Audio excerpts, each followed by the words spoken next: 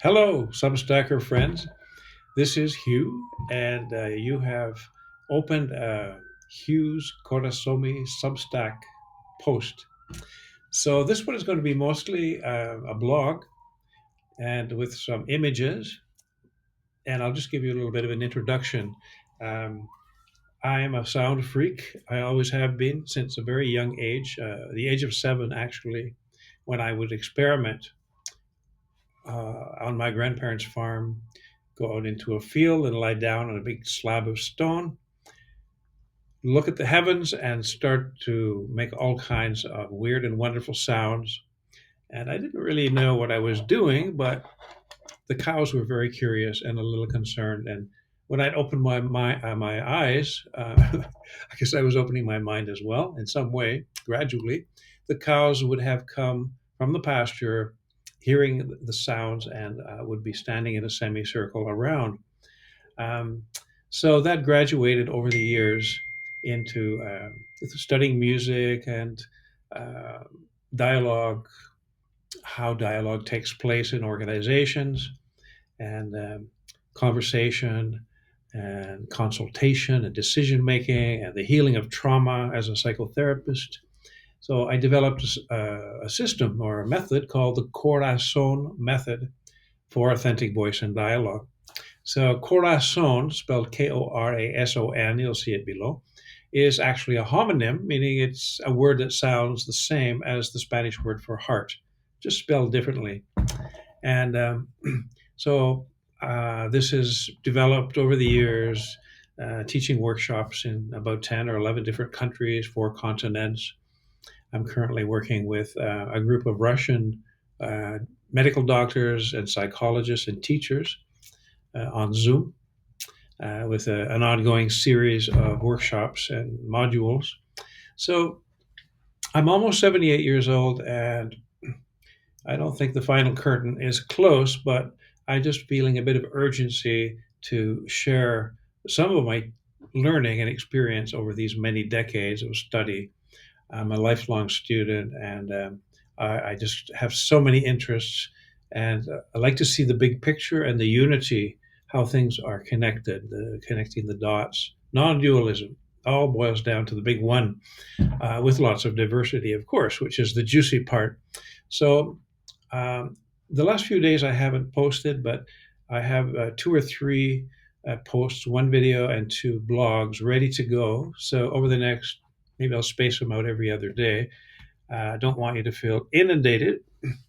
Of course, you don't have to open it, or you can save it for later because it's always stored here on the Substack library. But I'm very excited and very happy that you have chosen to subscribe to the account or the channel. And I'm just finding my way. I'm learning how to use it. There's so many resources and tools. They really make it easy. And I would recommend anybody, if you want to write or make little videos or just share your art, perhaps, open an account. It's free, and it can be free for all your subscribers too. So I welcome everybody who has become a free subscriber, and there is also a paid for option. So you're most welcome. I have some really interesting projects on the back burner that could use some funding. Not urgent, but it would be really great if you appreciate my work at some point. If when you've had enough of it to get hooked, and you appreciate it, sure, go for the paid for option, subscribing. So back to the sound, they say that the whole universe, all the creation stories talk about the creator creating the universe through vibration or frequency or sound. And in the beginning was the word, and the Vikings also have their version with Odin, and the Hindus as well, and almost every culture or religion has some version of that story of the beginning.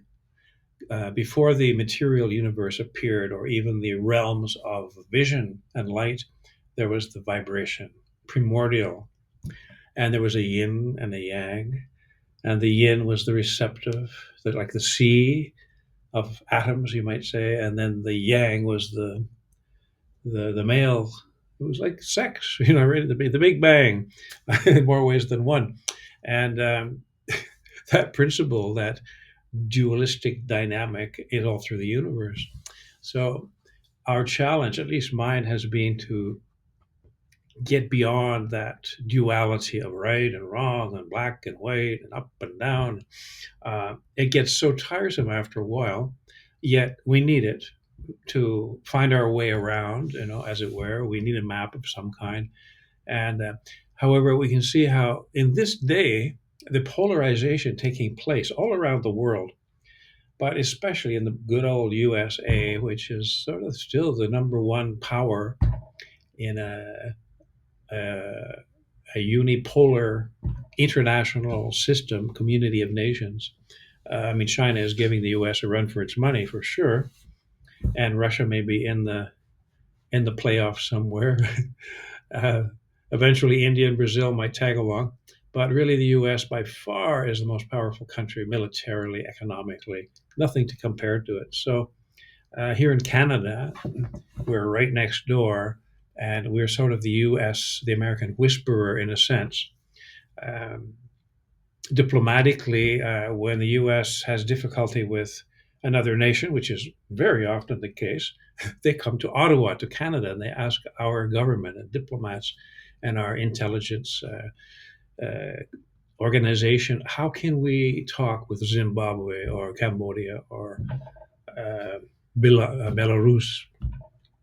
And we all have good relations with everybody, so we always have helpful information.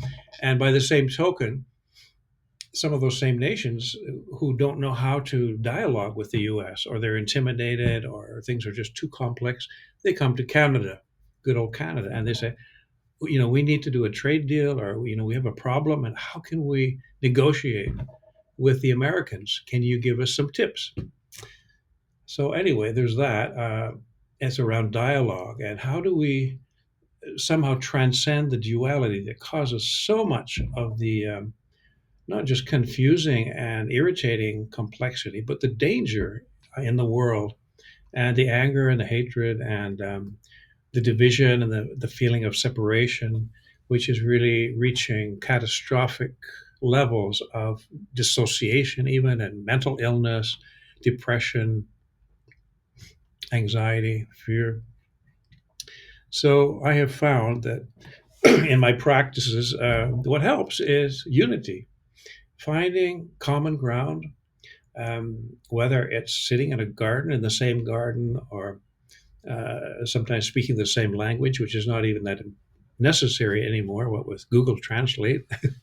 uh, but finding some way to sit down in a Zoom room or in a physical space with somebody and have a kind of some protocols for how to practice authentic dialogue, so everybody feels welcome and safe and empowered, entitled to express their mind and their heart. And this goes a long way to resolving conflicts, more effective decision making, and also healing from trauma, which is really mounted up on the personal level, national trauma, planetary karma, as they call it sometimes, interplanetary karma, even perhaps, of our solar system and our galaxy.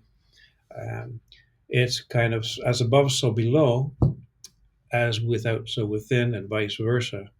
So if we can see the end and the beginning, like the Ouroboros, I think they call it, the snake that's chasing its own tail, um, then we can relax a little bit more and get on with it. So anyway, I think you'll enjoy what I've written about sound, and the healing power of sound, and how some of the approaches to working with vibration and sound and chanting and listening, deep listening, which is definitely one of the main protocols of authentic dialogue.